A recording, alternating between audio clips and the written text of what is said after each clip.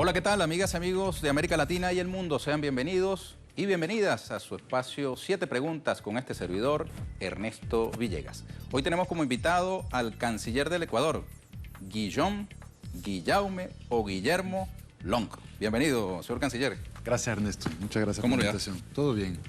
Qué bueno.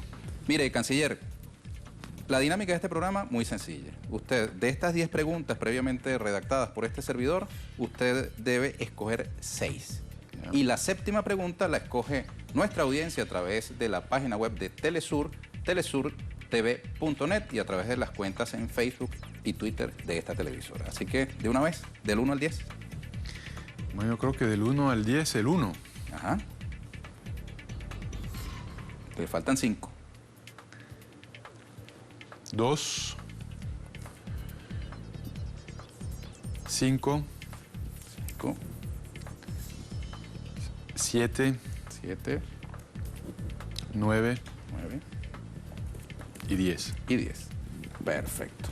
Estas son las 6 primeras preguntas. La séptima la escoge nuestra audiencia de estas 4 que quedan disponibles y que van a ser colocadas de inmediato en nuestra página web. Usted podrá consultarlas y escoger por su votación la que usted considera más pertinente para nuestro invitado de hoy, el canciller del Ecuador, Guillaume Long. Nosotros vamos a hacer una pausa, señor canciller, y venimos enseguida con usted.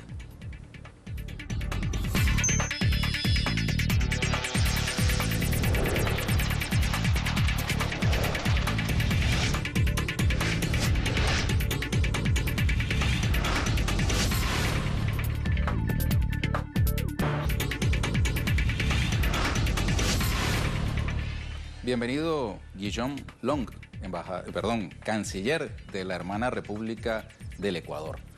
Queremos agradecer también y especialmente a nuestra querida amiga Alicia Castro, ex embajadora de Argentina en la República Bolivariana de Venezuela y en el Reino Unido. Ella estuvo la semana pasada acá en la República Bolivariana de Venezuela. Tuvimos ocasión de entrevistarla y promocionamos a través de la internet la entrevista pautada para el día de hoy. Sin embargo, los acontecimientos en Brasil, donde ha habido un cambio del presidente de la Cámara de Diputados que ha anulado el proceso de impeachment iniciado en la Cámara de Diputados, introdujo nuevos elementos que no fueron abordados en esa entrevista, se desactualizó parcialmente y lo correcto fue mantenerla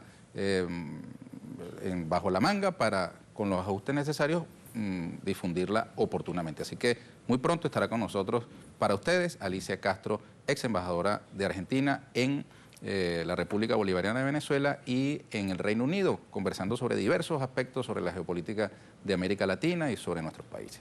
Sobre estos temas también estaremos conversando hoy con el canciller del Ecuador, Guillaume Long. Vamos de entrada a la dinámica del programa y seguro que conversaremos sobre aspectos cruciales de la vida de nuestros países. Antes, nuestra solidaridad con el hermano pueblo del Ecuador ante el sismo que le ha estremecido. Le reiteramos la solidaridad especial, amorosa del pueblo venezolano que encuentra en la tierra de Manuela Sáenz el amor que entre ella y Bolívar echó raíces en estas tierras. Muchas gracias, Ernesto, y las gracias en realidad son nuestras. Tengo que decir que la respuesta venezolana fue formidable. El sismo ocurrió más o menos a las 7 de la noche el día sábado. Ya el domingo por la mañana estaban llegando los primeros aviones venezolanos. De hecho, fueron los primeros aviones de ayuda internacional en topar territorio ecuatoriano. Ha sido una de las razones de mi visita, ¿no? Ha sido también para agradecer este gran gesto del pueblo hermano venezolano en este momento de dolor para nosotros. Así que muchísimas gracias también a la audiencia, a todos ustedes por habernos ayudado en este momento. Sobre ese tema volveremos, pero demos paso ya a la dinámica del programa. Primera pregunta. Usted, señor canciller, ¿es francés, británico, ecuatoriano o las 3 cosas a la vez? Mira, mi caso es un poco sui generis, es verdad. Yo nací en Francia, madre francesa, padre británico, pero me fui muy joven de la casa y soy un migrante. Migré en la adolescencia a América Latina solo. Mis padres siguen viviendo en Europa, yo hice mi vida solo. Y pues por Pero supuesto... sigue manteniendo relación con ellos. Por supuesto, sí, yo los visito de vez en cuando, pero yo vivo en América Latina, mis hijos están en Ecuador, hice mi vida en Ecuador y soy un migrante de primera generación. Soy de los pocos ecuatorianos que puede decir, escogí ser ecuatoriano, ¿no? Eso fue una decisión mía que la llevo con muchísimo orgullo y el Ecuador ha sido muy generoso conmigo. Me dio la nacionalidad, me dio la ciudadanía y ahora me encargó, bueno, varios puestos de gran responsabilidad en el proceso de Revolución Ciudadana, incluyendo el de ser canciller de la República. Así que mi gran agradecimiento también al pueblo ecuatoriano por esa generosidad y por supuesto que de todos los países, el país en el que más he vivido es en Ecuador y con el que más me identifico es Ecuador. ¿A qué edad llegó al Ecuador? Bueno, yo llegué a América Latina a los 18, estuve un año en Centroamérica, en varios países, y llegué a Ecuador a los 19 años. Hubo un tiempo en que lo normal era eso, que viniesen oleadas migratorias de Europa hacia nuestros países. Aquí, por ejemplo, en Venezuela, donde quedan los estudios centrales de Telesur, hay una comunidad muy extendida de portugueses, de italianos. Así es. Bueno, Venezuela es famoso, ¿no? Tiene una gran diáspora europea. Ecuador un poquito menos.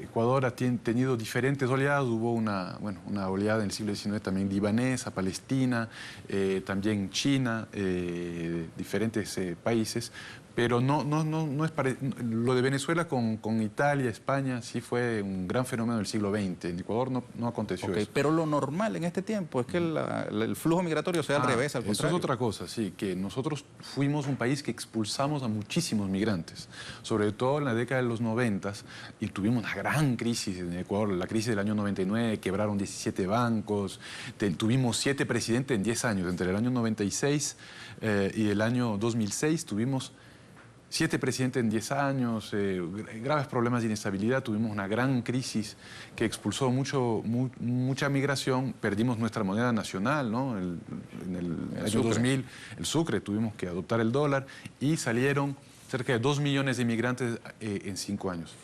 En este momento el flujo es inverso, es todo lo contrario, lo que tú decías, realmente hay mucho retorno de la migración a Ecuador, sobre todo de Europa, de España e Italia, donde también la situación económica ha sido difícil, y más bien frente al crecimiento ecuatoriano, frente a la refundación de nuestra patria, como decimos nosotros, ha habido mucha también mística de querer volver al Ecuador que los expulsó. Repatriación.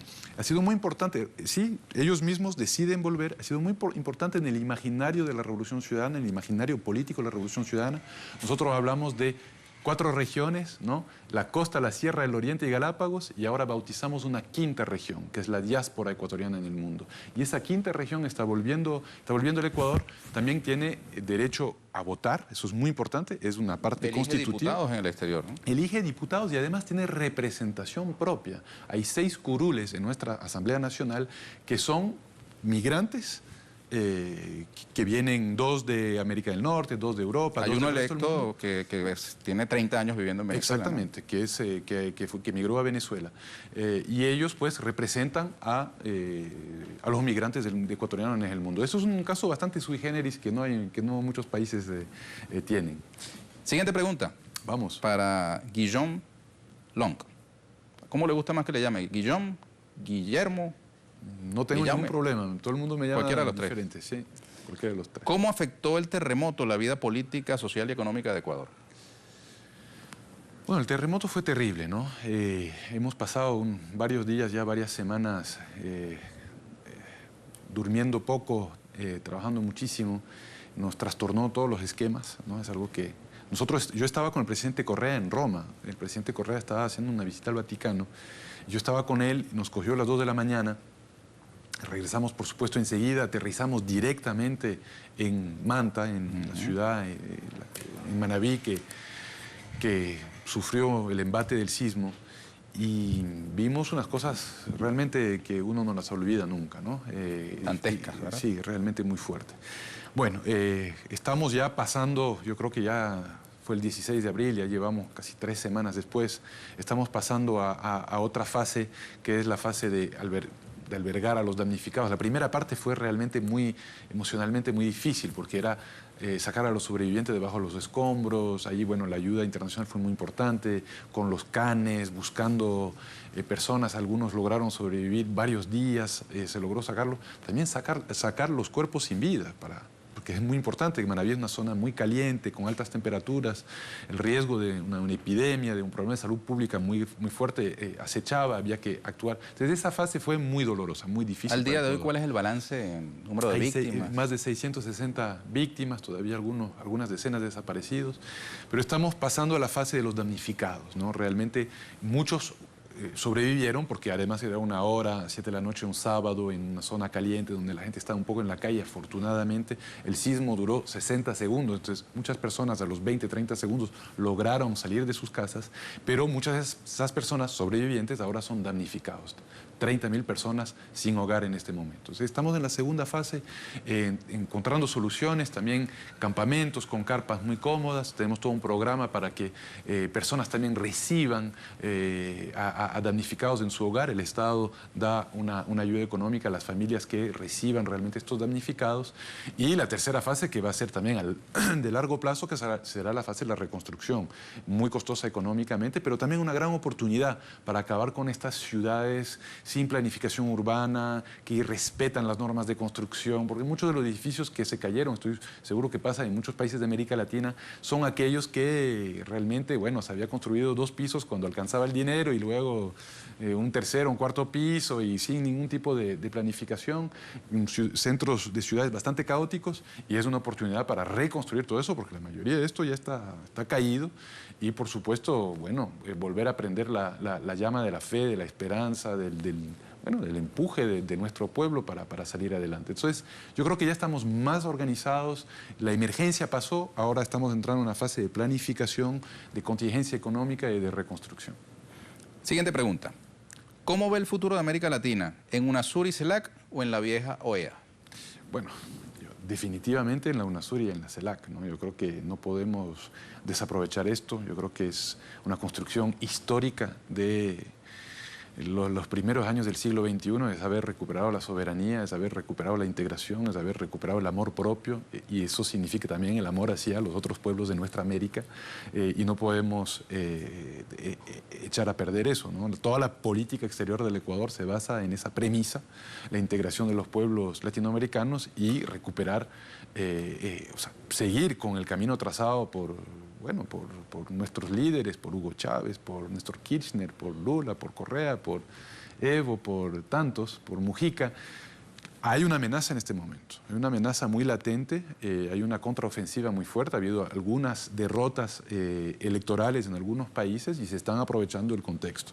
Nosotros creemos que la base social y la base política de la soberanía, de la integración, de los procesos progresistas es fuerte y va a poder aguantar la arremetida, pero sin duda existe esa arremetida, seríamos ingenuos si lo negáramos. Entonces, en este momento hay que proteger a la UNASUR, hay que proteger a la CELAC de cualquier embate para debilitarlas. ¿Cómo ven el proceso en Brasil?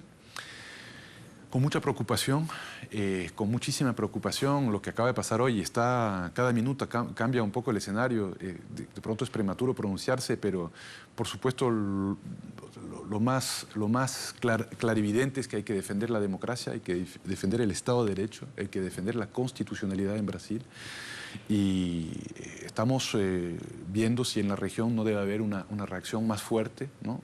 Por parte de los gobiernos de la región, de UNASUR, de CELAC, en defensa de la institucionalidad. Realmente lo que está aconteciendo le puede hacer mucho daño a Brasil, por supuesto en primer lugar, pero también puede sembrar un precedente nefasto para la región. Ya tenemos que dejar estos golpes de Estado trasnochados, ¿no? Que responden a otra época, tenga patina constitucionalista y sean disfrazados a través de la judicialización de la política o lo que yo llamo la politización de la justicia, porque no hay que olvidar que la judicialización de la política conlleva otro síntoma absolutamente nefasto, que es la politización de la justicia, que dejar todo eso atrás, y tenemos que respetar la voluntad de 58 millones de votantes. Nosotros vemos el tema con muchísima preocupación. La presidenta Dilma ha denunciado un golpe de Estado en marcha. Ustedes vivieron un intento de golpe policial. Sí. En América Latina se registraron otros intentos, aquí en Venezuela en el año 2002, que logró derrocar al comandante Chávez por 47 horas.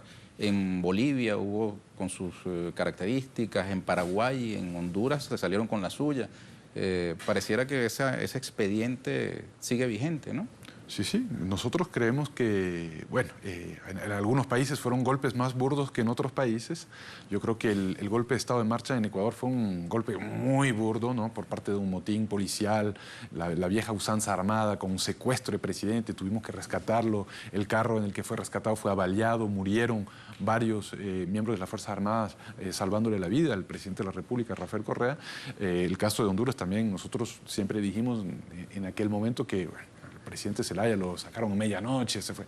Pero hay otros tipos de golpes que son, que buscan legitimarse detrás de una suerte de judicialización de la política. Es eso, ¿no? Buscar a través de diferentes artimañas pseudo-constitucionales legitimar el golpe.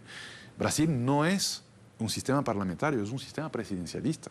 No puede, en base a supuestas fallas administrativas, además, no son delitos comunes, porque lo que le están acusando a la presidenta Dilma son temas administrativos, temas de presupuesto, no puede una mayoría legislativa tumbar a una presidenta. Eso no funciona así, no estamos en ese escenario parlamentario. Entonces, nosotros estamos muy preocupados. Realmente. El secretario general de la OEA, el señor Almagro, de Uruguay, él ha sido solidario con la presidenta Dilma y ha expuesto argumentos similares a los que usted acaba de exponer. Sin embargo, en el caso venezolano tiene una postura completamente distinta. No oculta su deseo, su intención de aplicar la Carta Interamericana Democrática contra Venezuela. Bueno, nosotros hemos argumentado que cualquier tipo de injerencismo en contra de Venezuela o de cualquier otra nación, nosotros hemos sido también ahí en eso muy firmes, acabamos de volver a rechazar de forma muy rotunda y muy contundente el decreto que declara una cosa absolutamente sui generis, ¿no? Uno no se cree las cosas, pero cuando la vive ya dice, no, sí es posible. El decreto del presidente Obama en contra de Venezuela, declarándole como amenaza contra la seguridad nacional de los Estados Unidos, ¿quién se cree eso? Realmente hemos sido absolutamente consecuentes en ese sentido. Nada de injerencismo, ni en Brasil, ni en Venezuela, ni en Ecuador, ni en ninguna parte del mundo. Siguiente pregunta, con el canciller del Ecuador. El presidente Correa ha responsabilizado a empresas constructoras por algunos de los daños del terremoto. ¿En qué medida se añadió a la tragedia natural una tragedia por negligencia o avaricia? Sí, es un fenómeno, no sé si algunas empresas en especial estamos en eso, hay que hacer las averiguaciones, hay todo un proceso de investigación y los culpables tendrán que enfrentar, por supuesto, la justicia. Pero es un fenómeno sistémico en Ecuador y yo sostendría en gran parte de América Latina y del mundo en vía de desarrollo, como quiera llamarse, del sur global. En nuestro caso, todo el tema construcción, planificación territorial y urbana está en manos de los municipios, ni siquiera está en manos del gobierno. Nosotros no tenemos la rectoría sobre esto. Entonces, claro, algunos municipios fueron más responsables que otros y otros también seguramente fueron movidos por intereses y dejaron que se construya no más sin respetar las más mínimas normas de construcción. Entonces, estamos investigando eso. Y lo que estamos pensando también hacer, lo ha dicho el presidente Correa, es tener alguna superintendencia, algún ente de control que pueda verificar que los municipios están haciendo su trabajo bien, están exigiendo que tengamos construcciones antisísmicas en lugares sísmicos y que haya un mínimo de normas constructivas respetadas. Es el gran problema. Yo estoy seguro que en muchos lugares terremotos de esa magnitud, el nuestro fue fuerte, en cualquier lugar hubiese ocasionado muertes, pero en Japón suceden casi cada año ese tipo de terremotos y las víctimas son mucho menos. ¿Por qué? Porque hay un Estado que regula pues, que no se pueda construir así a la maldita sea cualquier lugar sin respetar normas de construcción. Y hay un factor que es la prevención, la formación de los ciudadanos también en una cultura preventiva, ¿no? Por supuesto, sí. En eso hemos avanzado muchísimo, ¿no? Si es que nos hubiese cogido este sismo hace 10 años, yo creo que el número de víctimas y el desastre habría sido mucho mayor.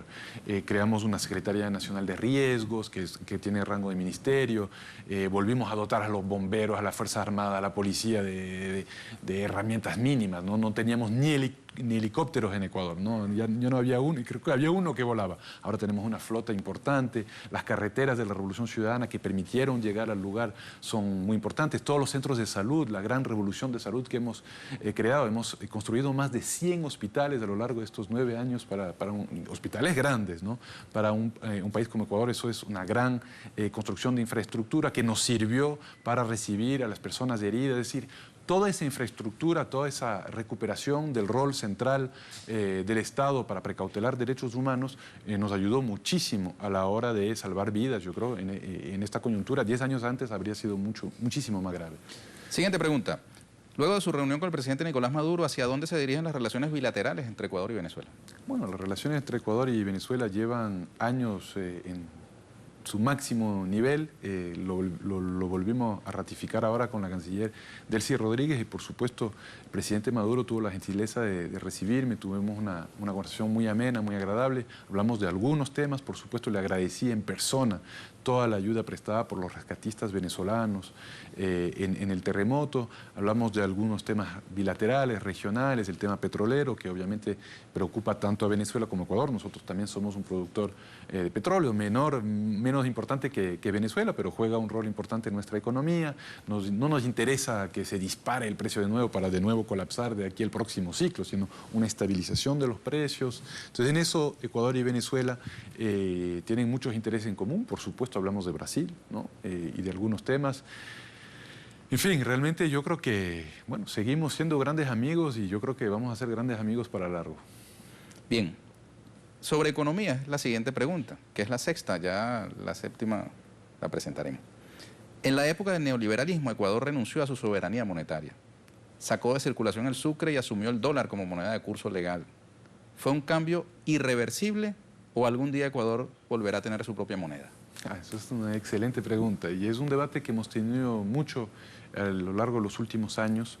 Se tomó una decisión principalmente política, pero también pensando en todas las variables, también de corte económico, de que se tenía que mantener la dolarización. El presidente Correa, quien habla, y muchísimos, nosotros fuimos muy críticos de la dolarización en el año 2000.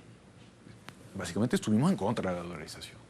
Pero hay cosas que es mucho más fácil entrar que salir de ellas. Salir de la dolarización sería muy complejo en este momento. Ahora, también hay que decir que en los primeros años la dolarización funcionó más o menos bien porque tuvimos una devaluación paulatina del dólar que nos convenía y que iba a la par de las devaluaciones de los países vecinos. Eso significaba que nuestras exportaciones no perdían competitividad y que no nos inundaban con productos de nuestros vecinos. En este momento estamos enfrentando una situación totalmente inversa. El dólar se está apreciando, lo que nos perjudica, nos quita competitividad, perjudica nuestras exportaciones y las economías... Encarece las exportaciones. Encarece nuestras exportaciones frente a las exportaciones de nuestros vecinos, sobre todo cuando países como Colombia, Perú y otros están devaluando sus monedas. Colombia devaluó más del 80% el peso colombiano. Entonces, claro, eso es correcto. Nosotros no estamos criticando la medida tomada por Colombia. Es correcto. Frente a la apreciación del dólar, hicieron lo correcto. Es su decisión soberana. Por supuesto. Y lo hicieron bien. Tiene su moneda. Para eso tiene su moneda. Pero nosotros no tenemos esa herramienta. Entonces, nos complejiza muchísimo la labor. Hemos tenido que tener medidas salvaguardias para proteger nuestra industria nacional. Afortunadamente, los vecinos están entendiendo bien. Las acabamos de renovar un año más. Y estamos siendo muy creativos, muy ágiles para encontrar. Afortunadamente, el presidente Correa es un economista, se rodea de muchos economistas que conocen el tema y creo que hemos manejado muy bien la situación. Pero evidentemente, frente a la pérdida del 7% de las recetas, de los ingresos de nuestras exportaciones, 7% del PIB, perdón, de nuestras exportaciones hemos perdido en el último año. Eso es fuertísimo, ¿no? En otro contexto, en el contexto neoliberal, eso habría significado profesores sin pago, fuerza pública, o sea, llantas quemándose en la calle, lo que vivimos en la famosa década de los 7 presidentes en 10 años, y no ha pasado nada de eso en Ecuador. Seguimos precautelando y garantizando derechos, la economía va bien, pero hemos tenido que ser muy creativos en un escenario dolarizado para poder salir adelante. Canciller, veamos cuál fue la séptima pregunta escogida por nuestra audiencia.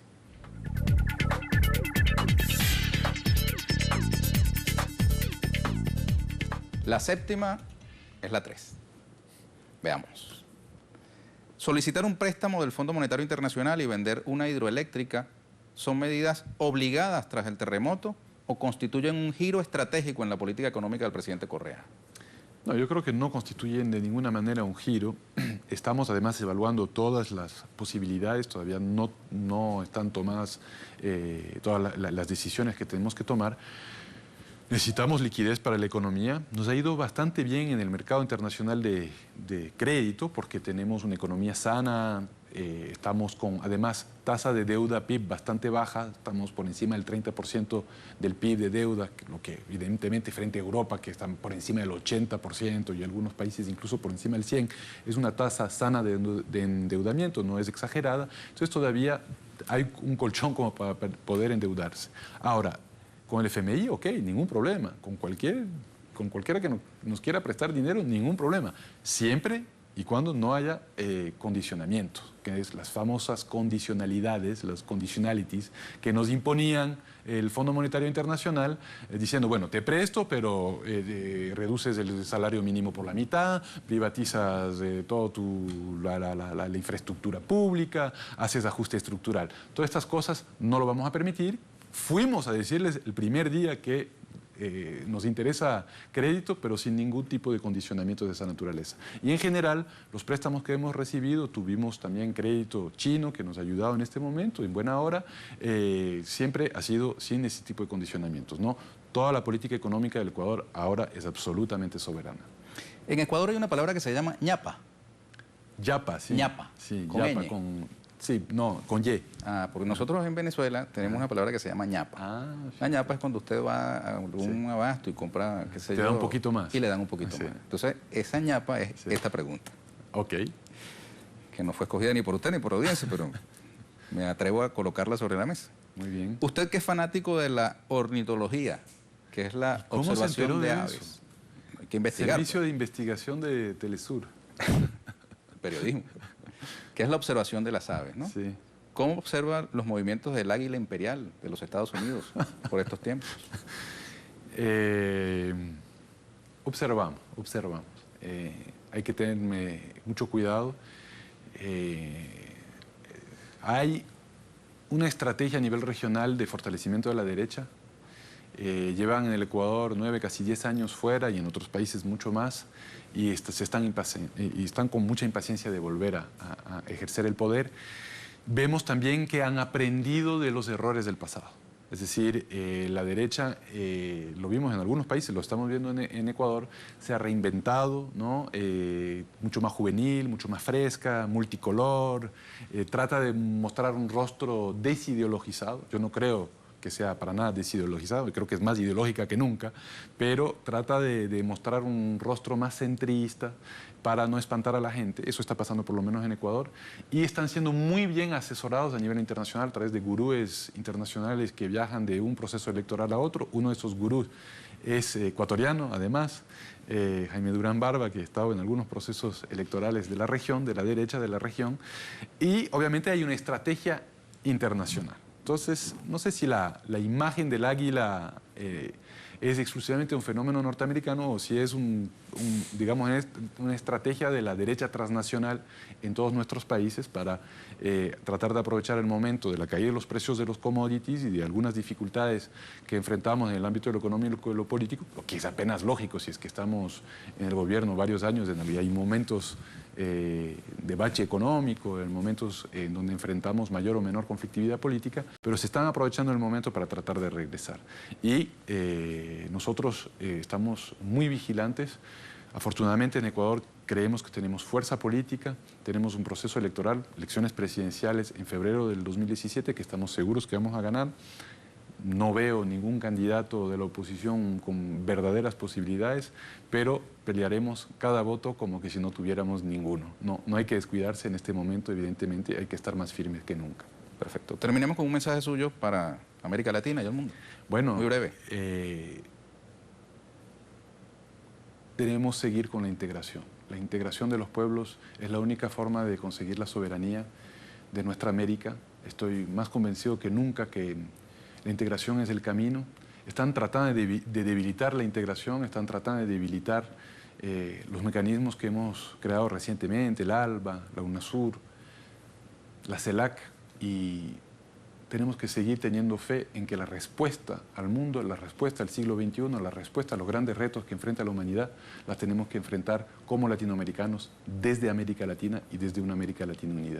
Para eso hemos venido a Venezuela, para eso estamos también viajando a algunos países de la región, para agradecer toda la ayuda prestada, que es además una señal de integración, la ayuda prestada a un país hermano en un momento de necesidad, que fue el momento del terremoto, pero también a mandar un mensaje muy firme de que nosotros desde Ecuador vamos a defender la integración y que no vamos a defender las estrategias que fragmentan o atomizan nuestra región para interés de otros. Solidaridad es compartir lo que se tiene, no lo que nos sobra. Le agradezco, gracias, señor canciller. Gracias, Éxito, muchas gracias. A ustedes, amigas y amigos, muchísimas gracias por habernos acompañado. Los invitamos a una nueva oportunidad con 7 preguntas y este servidor, Ernesto Villegas, siempre con muchísimo respeto por usted. Hasta la próxima.